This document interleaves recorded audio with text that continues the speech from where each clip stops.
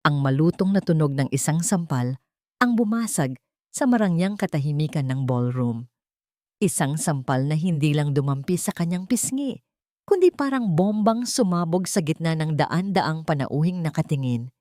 Naramdaman ni Brianna ang hapdi, ang init na unti-unting gumapang sa kanyang balat kasabay ng ugong sa kanyang tainga.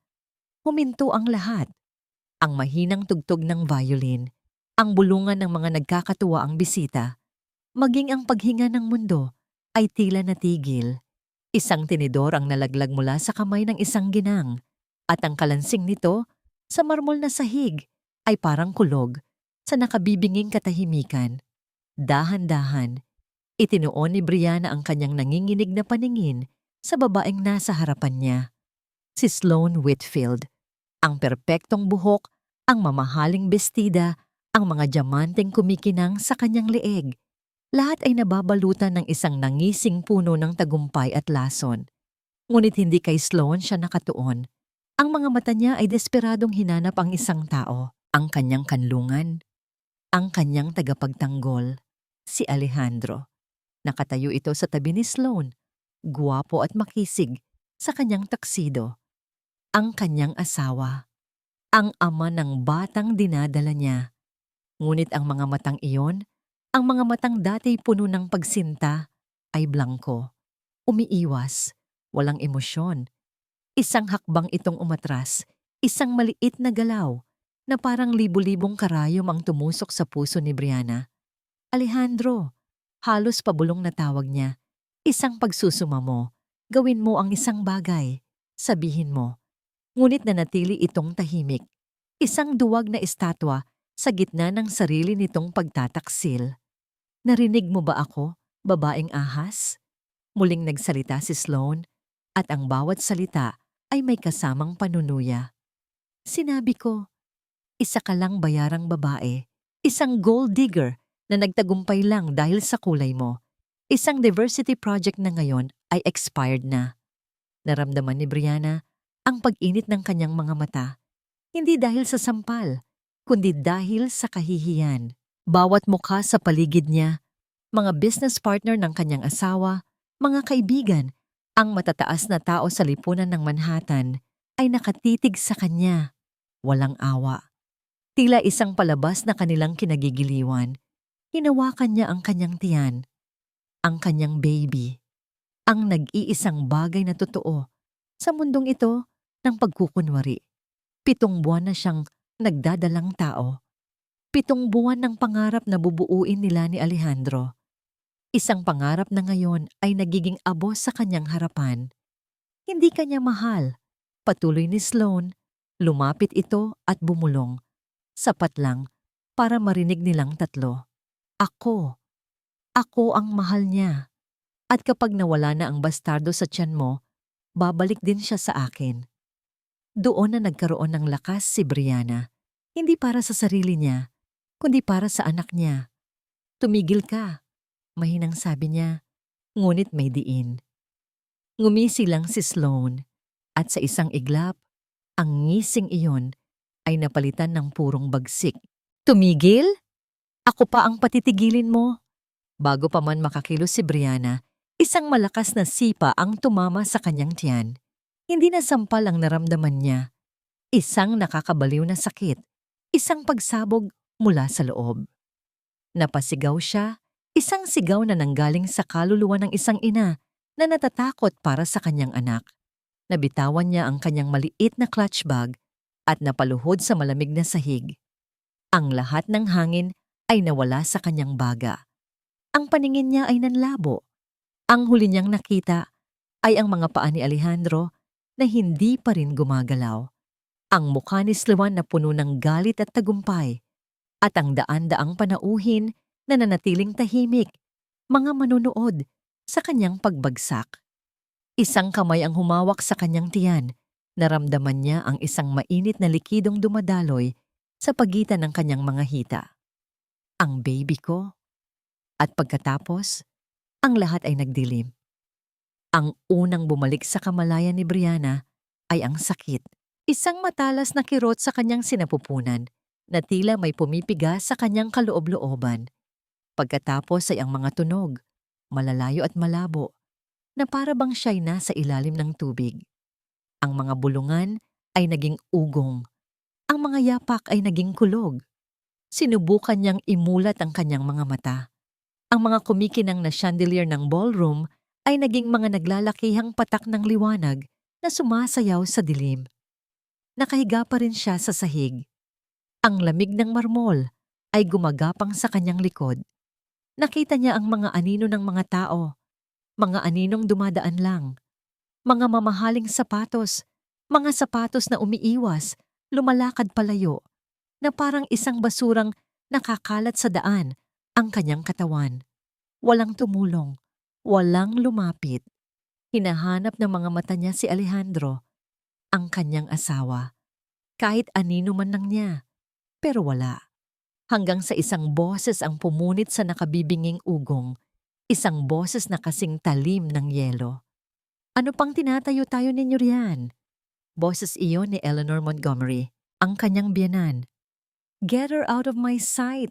Dalhin niyo ang ambulansya sa likod. Ayokong makita ng mga bisita ang iskandalong ito. Linisin ninyo ang kalat na ito." Kalat? Ganoon lang ang tingin sa kanya. Isang mantsa sa perpektong imahe ng mga Montgomery.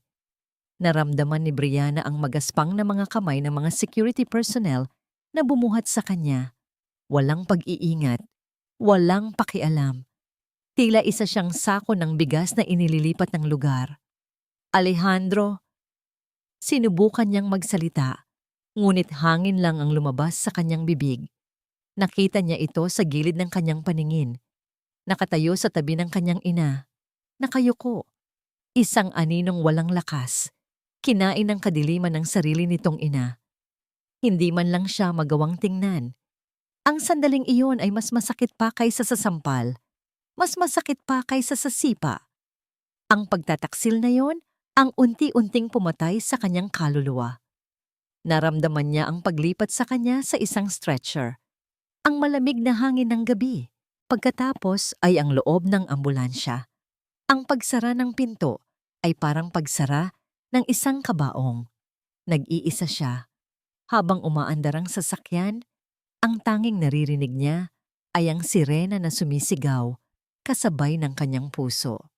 Bawat patak ng luha na dumaloy sa kanyang pisngi ay isang pangakong sinira, isang pangarap na winasak. Wala na siyang lakas, wala na siyang pag-asa. Sa gitna ng kanyang kawalan ng malay, may mga pangalang namutawi sa kanyang mga labi. Isang dasal, isang huling hibla ng pag-asa na hindi niya alam kung saan nanggagaling. Damon, Caleb, Liam. Kasabay ng pag-ungol ng sirena, may isa pang tunog na unti-unting lumakas. Isang ugong na hindi galing sa kalsada, kundi sa langit. Isang malalim na dagundong na nagpayanig sa ambulansyang sinasakyan niya. Naramdaman niya ang biglaang paghampas ng malakas na hangin sa labas. Narinig niya ang sigawan ng mga tao. Ang driver ng ambulansya ay napamura at biglang nagpreno. Sa maliit na siwang ng bintana sa likod, sa kabila ng kanyang nanlalabong paningin, isang bagay ang unti-unting bumaba mula sa madilim na kalangitan. Isang dambuhalang anino na may mga kumikislap na ilaw. Isang dambuhalang ibon na gawa sa bakal, na lumamon sa liwanag ng buwan. Ang tunog ng mga pakpak na bakal ay dumagundong sa buong lupain ng mga Montgomery. At sa isang saglit, nalunod nito ang tunog ng sirena, ang tunog ng kanyang pag-iyak, at ang tunog ng kanyang nabasag na mundo. Ang ugong ng 4 na Rolls-Royce jet engines ay humina at naging isang mahinang sipol. Sa ilalim ng eroplano, ang perpektong gupit na damo ng Montgomery Estate ay nasusunog dahil sa init. Walang pakialam si Damon. Nang bumukas ang pinto ng GC Pacific, ang unang pumasok ay ang malamig na hangin ng gabi, kasama ang amoy ng takot at gulo mula sa ibaba. Nakita niya ang mga nagkakaguluhang bisita, ang mga kumikislap na ilaw ng ambulansya, at ang mga security guard ng mga Montgomery na tarantang tumatakbo na parang mga langgam na nawalan ng reyna. Isang salita lang ang pumasok sa isip niya. Gulo. Caleb, Liam, sabi niya, hindi lumilingon sa kanyang mga kapatid sa likod. Alam niyo na ang gagawin. Hindi sila sumagot. Hindi na kailangan. Sa loob ng 20 taon, iisang isip at iisang puso lang ang kanilang pinagsasaluhan pagdating sa isang bagay, ang kaligtasan ng kanilang bunsong kapatid, ang kanilang prinsesa, ang kanilang si Brianna. Sabay-sabay silang bumaba sa hagdan. 3 anino sa gitna ng artipisyal na liwanag, mga suot nilang itim na Tom Ford suit ay parang baluti. Agad silang pinalibutan ng sarili nilang mga tauhan, mga lalaking gumagalaw ng may disiplina at walang ingay. Ang tanging pagkakakilanlan ay ang maliit na sagisag ng Underwood crest sa kanilang mga earpiece. Ang hepe ng security ng mga Montgomery, isang malaking lalaki na halatang mas sanay makipag-usap kaysa makipaglaban, ay sumalubong sa kanila. "Sir, this is private property. Hindi kayo maaaring basta-basta, hindi na nito natapos ang sasabihin." 2 sa mga tauhan ni Damon ang humarang dito. Walang sigawan, walang gulo. Isang mabilis na galaw lang at ang lalaki ay hawak na, hindi makasigaw at dinadala palayo sa dilim. Ganoon din ang nangyari sa iba pang mga gwardiya. Mabilis, professional, tahimik. Sa loob ng wala pang 30 segundo, ang buong perimeter ay nasa ilalim na ng kanilang kontrol. Hindi pinansin ni Damon ang lahat ng yon. Ang kanyang mga mata, na kasing lamig ng bakal, ay nakatuon lamang sa 2 tao na nakatayo malapit sa entrada ng mansyon, naliligo sa ilaw. Si Eleanor at Alejandro Montgomery. Naglakad si Damon palapit. Ang bawat hakbang ay mabigat at may layunin. Ang takong ng kanyang sapatos na gawa sa Italianong katad ay lumilikha ng isang ritmikong tunog sa batong daanan. Isang martsa patungo sa paghuhukom. Nakita niya ang pagkasindak sa mga mata ni Alejandro. Ang pamumutla nito, ang panginginig ng mga kamay. Duwag. Si Eleanor naman ay sinubukang panatilihin ang kanyang pagiging arogante. Itinuwid nito ang kanyang likod. Itinaas ang kanyang baba, na parang isang reyna na haharap sa mga barbaro. Ngunit nakita ni Damon ang katotohanan, ang bahagyang panginginig ng kanyang labi, ang takot na hindi maitago sa kanyang mga mata. Nilampasan niya si Eleanor na parang hindi ito nag-e-exist. Ang target niya ay ang lalaking nangako sa harap ng Diyos na proprotektahan ang kanyang kapatid. Sa isang kisap mata, hinablot ni Damon ang kwelyo ng tuksedo ni Alejandro at itinaas ito hanggang sa magkadikit ang kanilang mga mukha.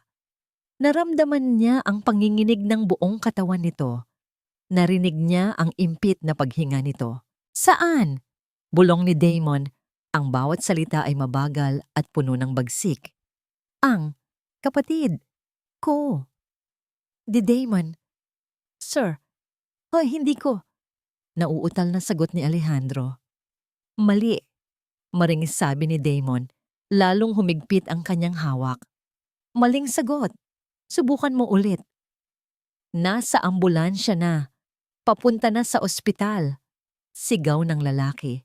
Ang luha at sipon ay naguunahan sa mukha nito. Isang earpiece sa tainga ni Damon ang tumunog. "Sir, St. Luke's Presbyterian. Papunta na po kami doon." Binitawan ni Damon si Alejandro na parang isang basahan. Bumagsak ito sa sahig, humahagulgol. Humarap si Damon sa kanya. Ang mukha ay walang anumang emosyon, ngunit ang kanyang mga mata ay nag-aapoy. "Magdasal ka, Alejandro," sabi niya. Ang boses ay kalmado ngunit nakakapangilabot. "Magdasal ka na ligtas ang kapatid ko at ang pamangkin ko. Dahil kung hindi, itong buong imperyong papel na ipinagmamalaki ninyo, sisiguraduhin kong abo na lang ang matitira pagsikat ng araw." Pagkatapos ay tumalikod na siya, hindi na muling tiningnan ang mag-inang nanginginig sa takot. Naglakad siya pabalik sa eroplano, kasama ang kanyang mga kapatid. Ang paghuhukom ay nagsimula na. Ang amoy ng antiseptic ang unang gumising sa kanya. Pagkatapos ay ang marahan at ritmikong tunog ng isang makina sa kanyang tabi. Bip, bip, bip. Dahan-dahan niyang iminulat ang kanyang mga mata. Puti. Ang lahat ay puti. Ang kisame, ang mga pader, ang kumot na nakabalot sa kanya. Wala na ang kislap ng mga diamante at ginto ng ballroom. Wala na ang mga mapanghusgang mata, isang pribadong silid sa ospital.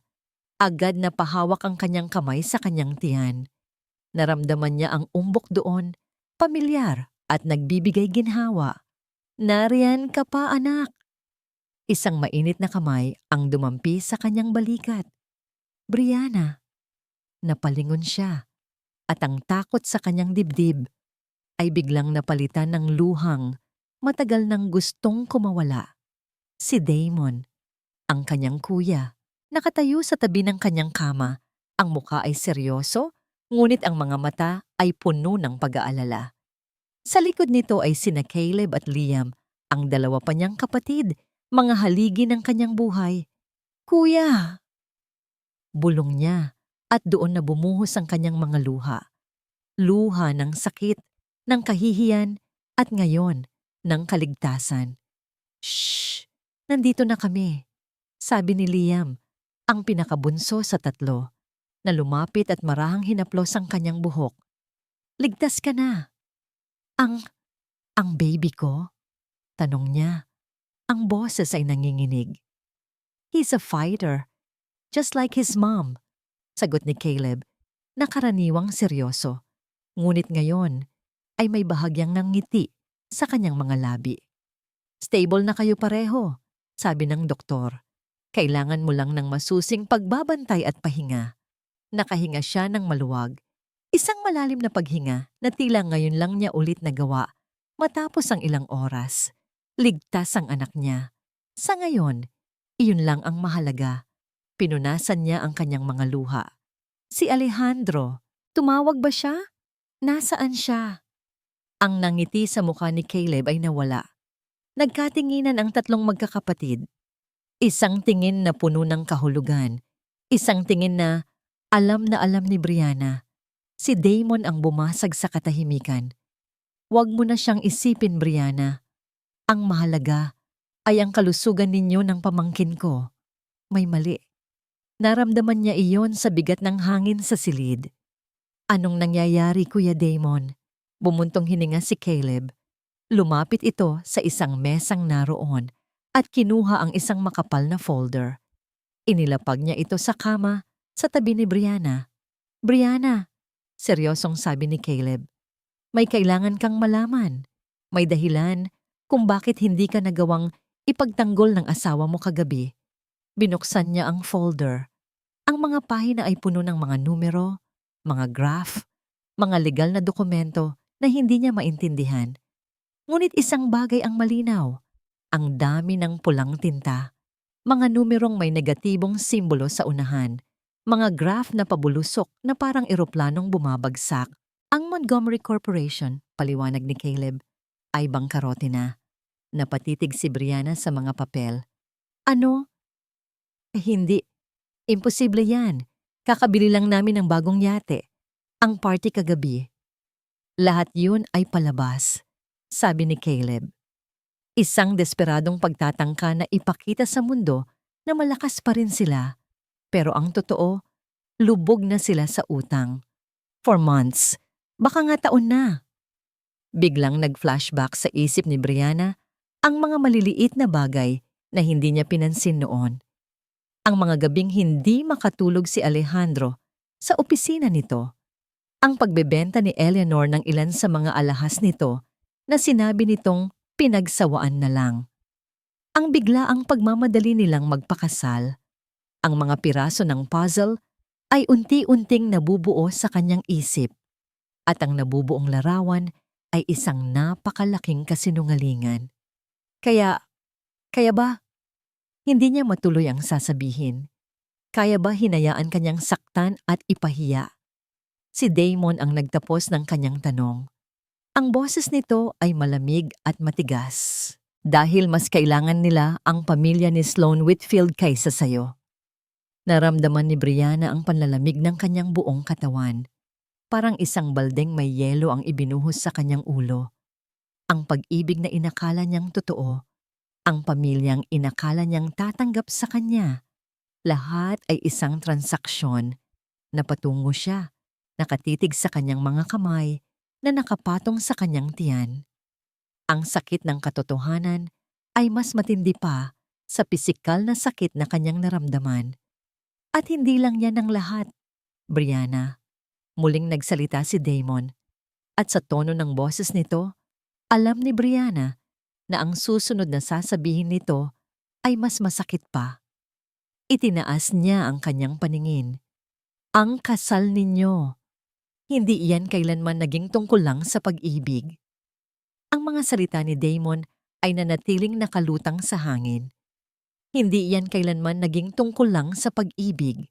Paulit-ulit, na parang sirang plaka sa kanyang isipan. Napatingin siya sa kanyang mga kapatid, naghahanap ng kahit anong bahid ng pagbibiro sa kanilang mga mukha. Ngunit wala. Tanging seryosong ekspresyon at mga matang puno ng awa ang sumalubong sa kanya. Anong ibig mong sabihin? Nanginginig niyang tanong. Si Liam, ang tech genius ng pamilya, ang lumapit.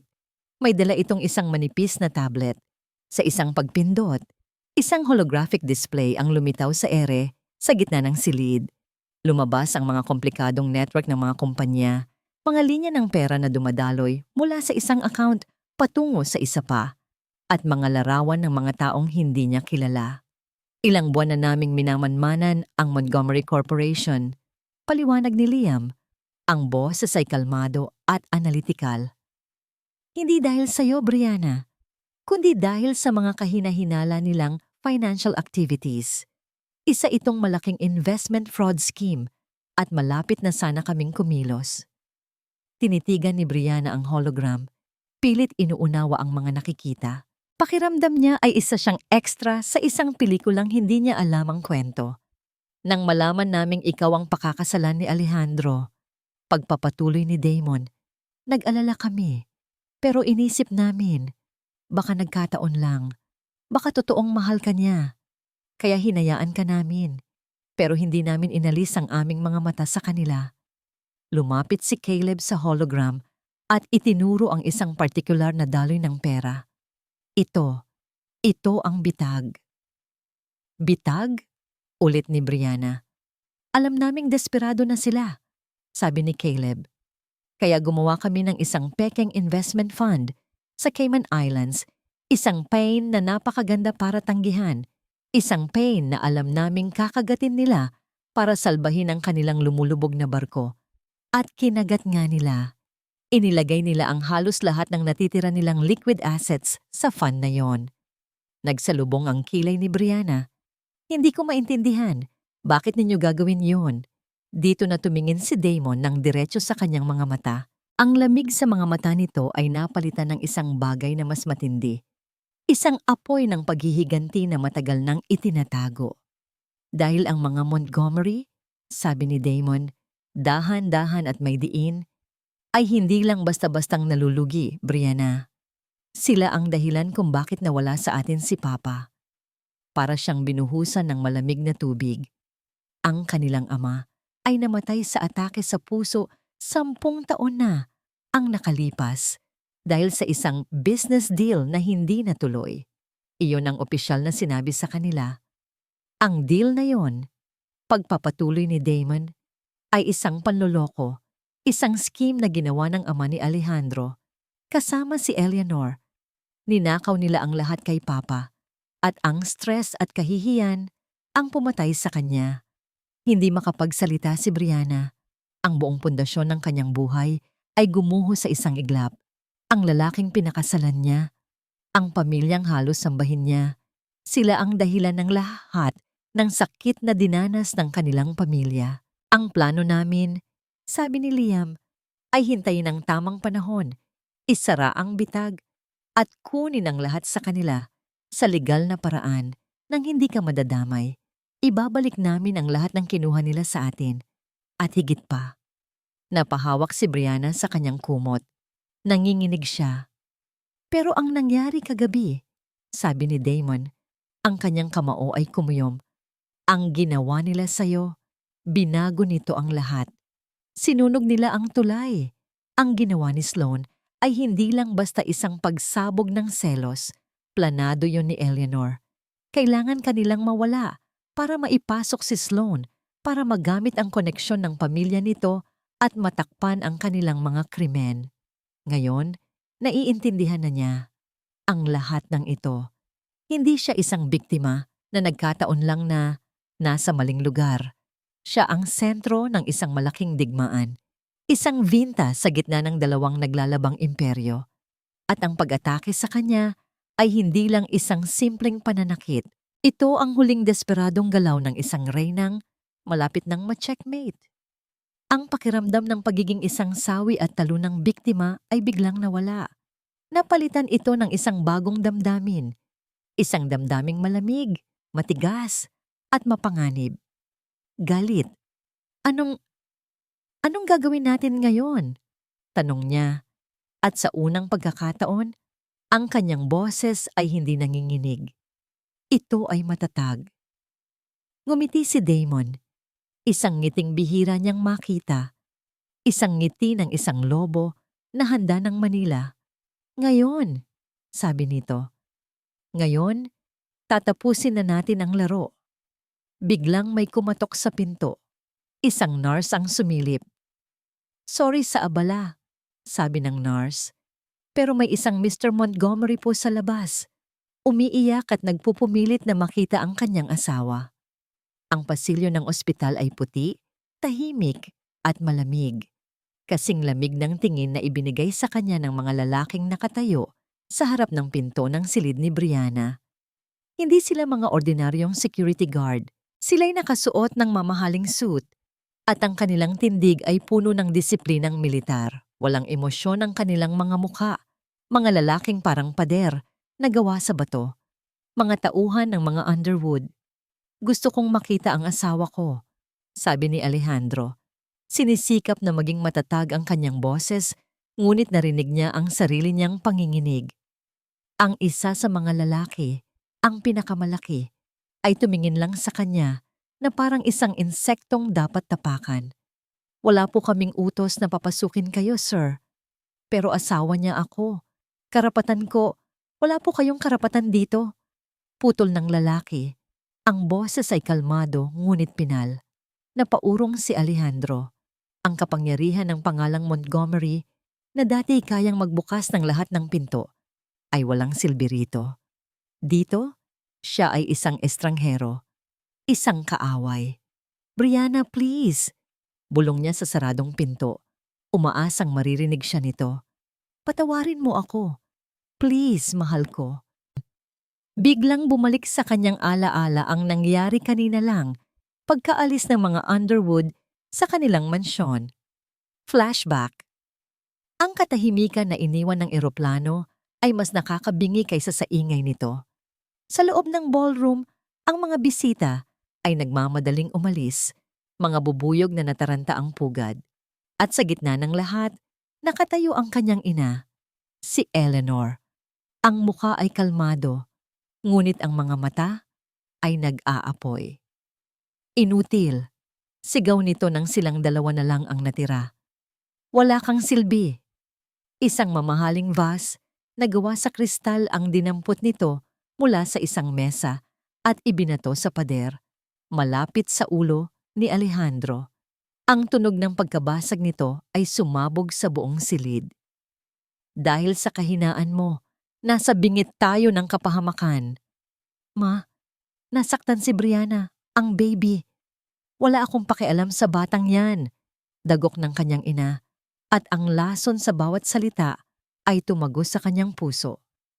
Hindi mo ba naiintindihan? Ang mga Underwood. Hawak nila tayo sa leeg, at ang babaeng yun. Itinuro nito ang direksyon kung saan dinala si Brianna. Siya lang ang natitira nating alas. Anong ibig mong sabihin? Humarap ito sa kanya, ang mga matay nanlilisik. Gawin mo ang lahat para makuha siya pabalik. Lumuhod ka kung kinakailangan. Hindi ko kailangan ang pag-ibig mo para sa kanya. Kailangan ko siya bilang bargaining chip laban sa mga kapatid niya. Kung hindi, lahat ng pinaghirapan ng pamilyang ito ay magiging abo. End of flashback. Napasandal si Alejandro sa pader ng pasilyo. Dahan-dahang napaupo sa sahig. Ang utos ng kanyang ina ay umuugong sa kanyang tainga. Bargaining chip. Ganoon lang si Brianna para sa kanya. Pero para kay Alejandro, hindi. Sa isang sulok ng kanyang duwag na puso, mayroon pa ring natitirang pagmamahal. Naaalala niya ang nangiti ni Brianna nung una niya itong makita. Ang init ng kamay nito. Ang saya sa mga mata nito noong sinabi niyang magkaka-baby na sila. Lahat ng yon. Sinira niya. Hinayaan niyang sirain. Dahil sa takot. Palagi na lang dahil sa takot niya sa kanyang ina. Napahilamos siya sa kanyang mukha. Umiiyak siya. Hindi dahil sa utos ng kanyang ina, kundi dahil sa katotohanang huli na ang lahat. Nawala na sa kanya ang nag-iisang taong tunay na nagmahal sa kanya. Biglang nag-vibrate ang kanyang cellphone sa bulsa. Kinuha niya ito. Nanginginig ang mga kamay. Isang text message galing sa kanyang ina. Binuksan niya ito. 5 salita lang. Ngunit sapat na yon para manlamig ang kanyang buong kaluluwa at mapatigil ang kanyang mga luha. Kung hindi mo siya mababawi, sirain mo siya. May plano ako. Ang katahimikan sa loob ng kanyang opisina ay kaibigan ni Eleanor. Dito, sa gitna ng mga mamahaling antigong kasangkapan at mga painting na nagkakahalaga ng milyon-milyon, nararamdaman niya ang kontrol, ang kapangyarihan. Isang bagay na unti-unting nawawala sa kanyang mga kamay sa nakalipas na mga oras. Kalmado siyang nakaupo sa kanyang silyang gawa sa leather. Hawak ang isang baso ng brandy na kasing edad ng kanyang ama. Pinapanood niya ang dahan-dahang pag-ikot ng alak sa loob ng baso. Hindi siya natatakot. Ang takot ay para sa mga mahihina. Siya ay isang Montgomery at hindi sila natatalo. Inilapag niya ang baso. Ang ingay nito sa makintab na kahoy ng mesa ay ang tanging tunog sa silid.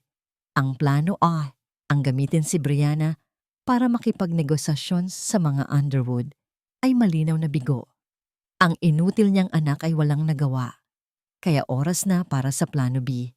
Kung hindi mo kayang kontrolin ang isang tao, sirain mo siya. Kung hindi mo kayang makuha ang kanilang yaman, sirain mo ang kanilang pangalan. Isang simpleng patakaran sa mundong kanyang ginagalawan. Kinuha niya ang kanyang cellphone, isang espesyal na modelo na encrypted at imposibleng may trace. Nag-dial siya ng isang numero mula sa memorya. Isang ring lang, sumagot na agad ito. "Barnaby," sabi niya, ang boses ay makabasat ay matamis, ngunit may nakatagong kamandag. "May trabaho ako para sa'yo." Si Barnaby Finch ay hindi isang ordinaryong mamamahayag. Siya ang ahas sa hardin ng media. Ang tagalathala ng pinakasikat at pinakamalisyosong gossip blog sa buong New York. Isang taong kayang gumawa o sumira ng reputasyon sa isang pindot lang ng publish. At isang taong may malaking utang na loob kay Eleanor. "Anything for you, Mrs. Montgomery?" Sagot ng tinig sa kabilang linya, puno ng huwad na paggalang. "Anong meron?" "May kwento ako," sabi ni Eleanor habang tinitingnan ang nakakwadrong litrato ng kasal ni na Alejandro at Brianna sa kanyang mesa. Ang ngiti sa mukha ng manugang niya ay parang isang insulto. Isang napaka-iskandalosong kwento. Kinuha niya ang litrato at dahan-dahang hinaplos ang mukha ni Brianna gamit ang kanyang daliri. "Tungkol ito sa aking magandang manugang," pagpapatuloy niya. Mukhang ang batang dinadala niya ay hindi pala Montgomery. Narinig niya ang matalas na paghinga ni Barnaby sa kabilang linya. Ang amoy ng dugo ay nasa hangin. "May pruweba ka ba?" tanong ng lalaki. Halatang nasasabik. "Siyempre," sagot ni Eleanor. "Kahit wala naman talaga. May mga litrato ako. Siya at ang kanyang personal trainer. Masyadong naging personal ang kanilang mga session. Kung naiintindihan mo ang ibig kong sabihin, ipapadala ko sa'yo in 5 minutes. Mga litratong medyo malabo, pero sapat na para magtanim ng duda. Madali lang gumawa ng mga pekeng litrato. Ang kailangan lang ay tamang anggulo, tamang anino, at ang imahinasyon ng publiko na handang maniwala sa pinakamalala. At siguraduhin mong lalabas ang kwento tungkol sa kanyang marahas na ugali.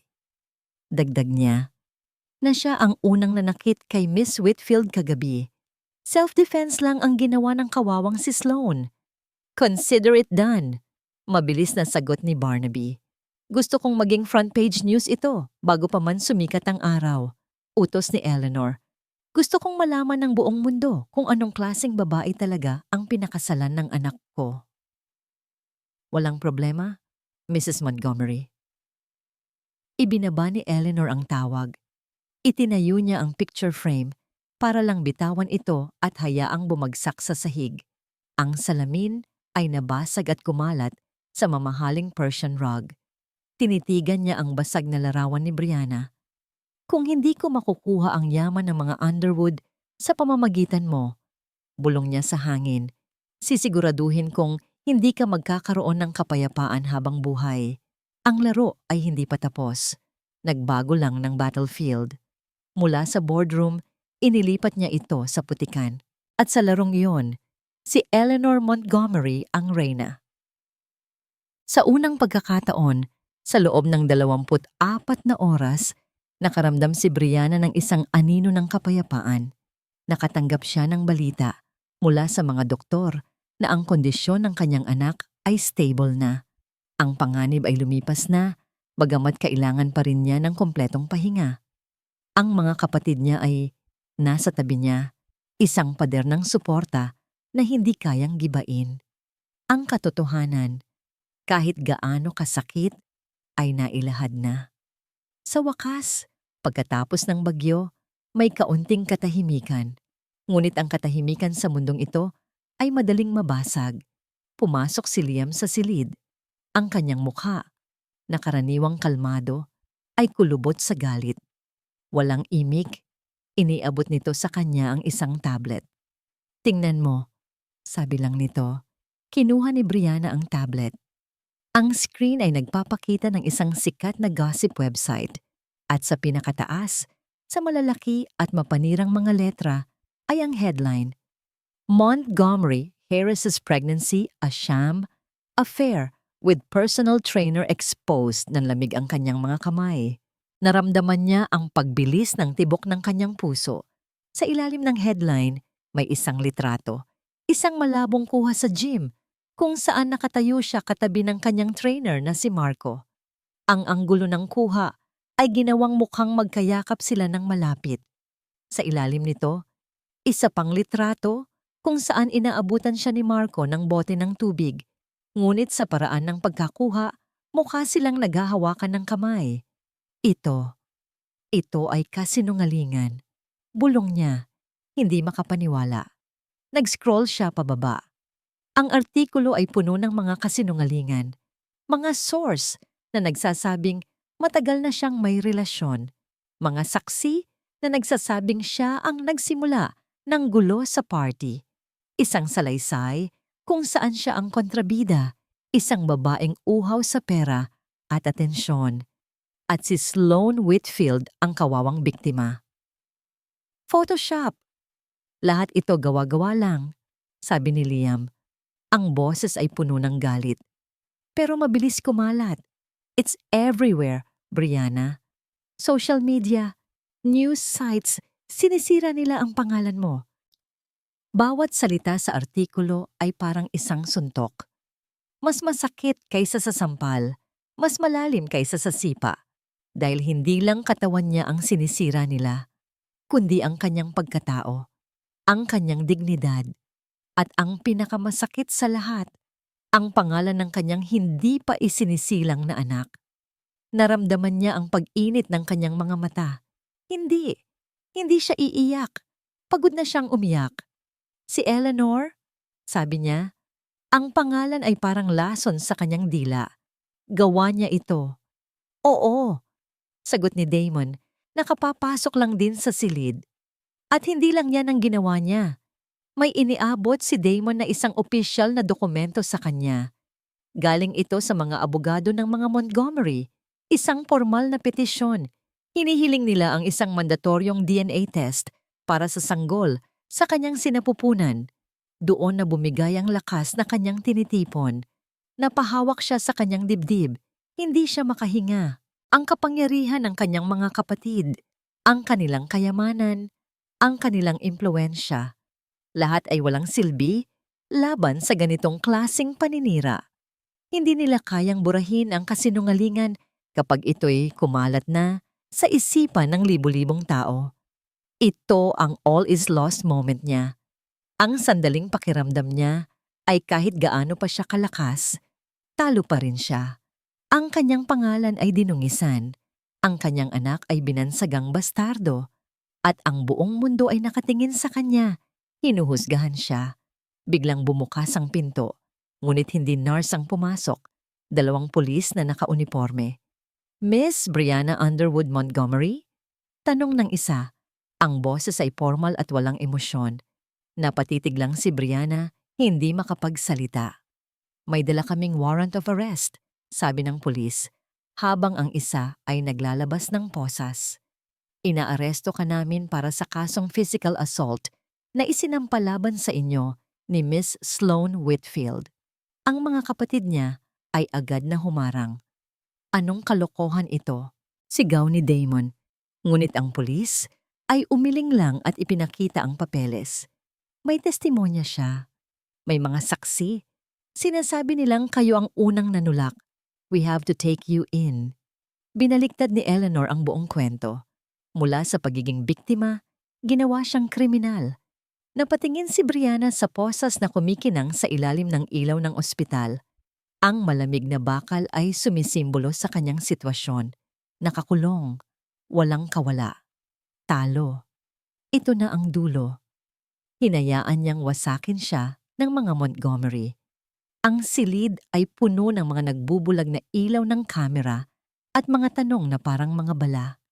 Mrs. Montgomery, totoo bang hindi sa asawa ninyo ang batang dinadala ninyo? Totoo bang kayo ang unang nanakit kay Miss Whitfield? Anong masasabi ninyo sa kasong isinampalaban sa inyo? Nakatayo si Brianna sa gitna ng isang press conference na mabilisang inorganisa ng kanyang mga kapatid. Hindi sa isang marangyang hotel, kundi sa lobby ng Underwood Tower. Simple, formal, at kontrolado. Ang pag-aresto sa kanya ay hindi natuloy. Ang mga abogado ng kanyang pamilya ay mabilis na kumilos at naghain ng counter charges na nagresulta sa isang legal na standoff. Ngayon, oras na para harapin ang tunay na giyera, ang opinyon ng publiko. Sa kabilang panig ng silid, malapit sa entrance, nakita niya silang dumating. Si Eleanor, nakasuot ng puti na parang isang inosenteng anghel. Si Alejandro, nakayuko at mukhang sawi. At si Sloane, na may pekeng benda sa braso para sa dagdag drama. Ang kanilang presensya ay isang deklarasyon ng digmaan. Kalmado si Brianna. Ang babaeng umiiyak at natatakot sa ospital ay wala na. Sa kanyang kinatatayuan ngayon ay isang taong wala nang maaaring iwawala pa. At iyon ang nagbigay sa kanya ng kakaibang lakas. Hinawakan niya ang mikropono. Ang lahat ay tumahimik. Ang pangalan ko ay Brianna Underwood. Simula niya, ang boses ay matatag at malinaw. Hindi na niya ginamit ang Montgomery. Sa nakalipas na 2 araw, sinubukan nilang sirain ang aking pangalan, ang aking dignidad, at ang pagkatao ng aking hindi pa isinisilang na anak. Ngayon, oras na para malaman ninyo ang katotohanan. Bago pa man siya makapagpatuloy, isang malakas na boses ang sumabat mula sa grupo ni na Eleanor. Ang katotohanan, sigaw ni Sloane, umaarteng biktima. Ang katotohanan ay isa kang manloloko. Inagaw mo si Alejandro sa akin at sinubukan mo akong saktan. Ngunit bago pa man magkagulo, si Damon ay umakyat na sa entablado sa tabi ni Brianna. Patawad sa abala, sabi ni Damon. Ang boses ay kalmado, ngunit may bigat na nagpatahimik sa lahat. Mayroon lang kaming isang maikling video presentation na nais naming ibahagi sa inyo. Sa isang iglap, ang malaking screen sa likod ng entablado ay umilaw. Ang unang lumabas ay isang audio recording. Ang boses ni Eleanor, malinaw at hindi maipagkakaila. May mga litrato ako. Siya at ang kanyang personal trainer. Medyo malabo, pero sapat na para magtanim ng duda. Sunod ay ang boses ni Barnaby Finch. Consider it done. Isang malakas na bulungan ang pumuno sa silid. Nakita ni Brianna ang panlalaki ng mga mata ni Eleanor. Ang kulay sa mukha nito ay biglang nawala. Hindi pa doon natapos. Ang sumunod na video ay isang security footage mula sa isang hidden camera sa kwelyo ng isa sa mga waiters sa party. Ipinakita nito ang buong pangyayari mula sa malapitan. Ang pagsampal ni Sloane, ang panlalait, at ang malinaw na pagsipa nito sa tiyan ni Brianna habang si Alejandro ay nakatayo lang.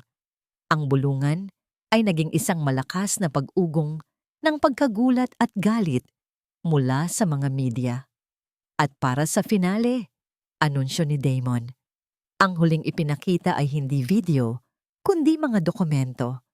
Mga bank statement mula sa Cayman Islands, isang detalyadong flowchart na nagpapakita kung paano nilipat ng Montgomery Corporation ang kanilang mga pondo sa isang investment na pag-aari pala ng Underwood Industries. Kasunod nito, ang ebidensya ng orihinal na panloloko na ginawa ng ama ni Alejandro sa ama ng mga Underwood 10 taon na ang nakalipas. Checkmate. Ang lahat ng kamera ay biglang bumaling kina Eleanor. Ang mga tanong ay hindi na para kay Brianna. Mrs. Montgomery, totoo bang niloko ninyo ang inyong mga investor? Mr. Montgomery, bakit ninyo hinayaang saktan ng inyong asawa? Si Sloane, sa sobrang gulat ay naitulak ang isang reporter. Si Eleanor ay parang estatwang natunaw sa kanyang kinatatayuan, ang kanyang maskara ng pagiging arogante ay tuluyang nabasag. At si Alejandro, tumakbo ito. Papunta sa entablado, papunta kay Brianna. Lumuhod ito sa kanyang harapan, sa harap ng daan-daang kamera, at niyakap ang kanyang mga binti.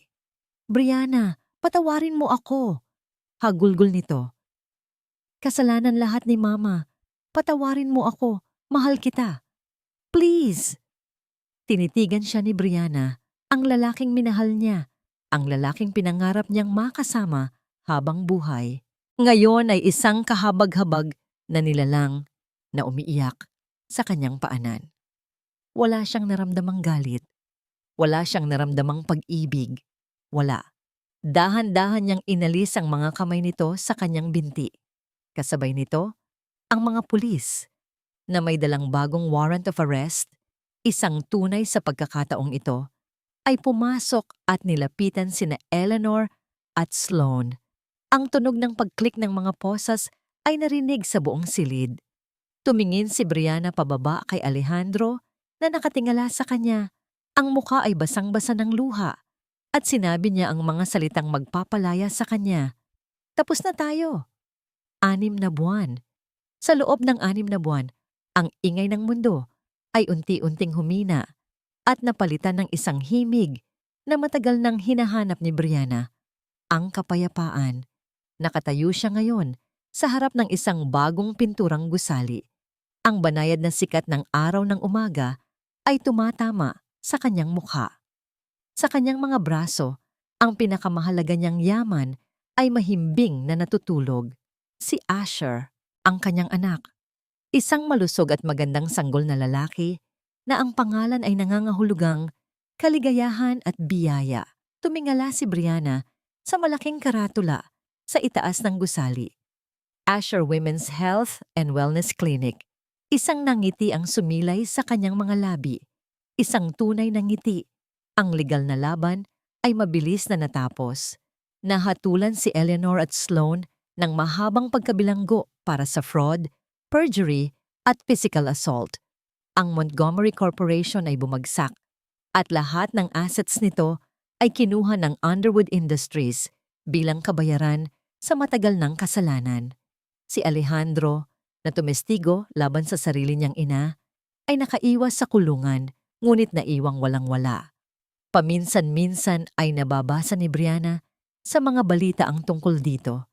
Isang sawimpalad na anino na sinusubukang mabuhay sa labas ng anino ng kanyang pamilya.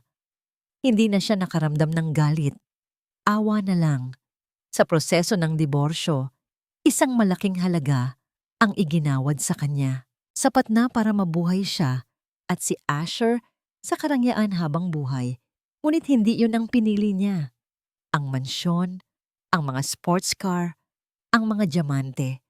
Lahat ng yun ay simbolo ng isang buhay na huwad. Isang kulungang ginto. Ibinenta niya ang halos lahat. At gamit ang pera, itinayo niya ang klinik na ito. Isang kanlungan para sa mga babaeng nangangailangan ng tulong medikal, legal at emosyonal. Isang lugar kung saan ang mga biktima ng pang-aabuso ay makakahanap ng lakas at kung saan ang mga boses na pinatahimik ay maririnig. Ang kanyang sakit ay naging kanyang misyon. Handa ka na ba, B? Napalingon siya. Ang kanyang tatlong kuya ay nakatayo sa likod niya, nakangiti. Wala na ang mga seryoso at nag-aalab na ekspresyon. Napalitan na yon ng pagmamalaki. Oo, Kuya Damon, sagot niya. Lumapit si Caleb at marang hinaplos ang pisngi ni Asher. Kamukha mo siya, B. Pero nakuha niya ang Underwood fighting spirit. Biro naman ni Liam. Nagtawanan sila. Isang tunog na matagal nang nawala sa kanilang pamilya. Ngunit ngayon ay bumalik na, mas matatag kaysa dati. Sama-sama silang pumasok sa loob ng klinik. Sinalubong sila ng mga staff, mga doktor, mga social worker at ilang mga unang pasyente, mga babaeng may iba't ibang kwento ng paghihirap, ngunit may iisang kislap ng pag-asa sa kanilang mga mata. Habang nagbibigay siya ng isang maikling talumpati, hindi mapigilan ni Brianna na balikan ang lahat. Ang sakit, ang kahihiyan, ang pagtataksil. Noon, inakala niyang iyon na ang katapusan ng kanyang mundo. Ngayon, naiintindihan na niya. Hindi iyon ang katapusan, iyon pala ang simula. Ang marahas na pagbagsak na kailangan niya para matutong lumipad gamit ang sarili niyang mga pakpak. Pagkatapos ng seremonya, habang karga-karga si Asher at nakatingin sa mga taong nag-uusap at nagtatawanan sa loob ng kanyang klinika, naramdaman ni Brianna ang isang ganap na kapayapaan. Hindi siya si Mrs. Montgomery, ang asawa ng bilyonaryo. Hindi siya ang babae sa headline ng mga chismis. Siya si Brianna Underwood, isang ina, isang kapatid, isang survivor, isang tagapagtayo. Hinalikan niya ang noo ng kanyang natutulog na anak. Tayo ang gagawa ng mas magandang mundo, anak. Bulong niya. Isang kwentong tayo ang may akda. At sa unang pagkakataon, sa napakatagal na panahon, alam niyang ang bukas ay tunay na sa kanya.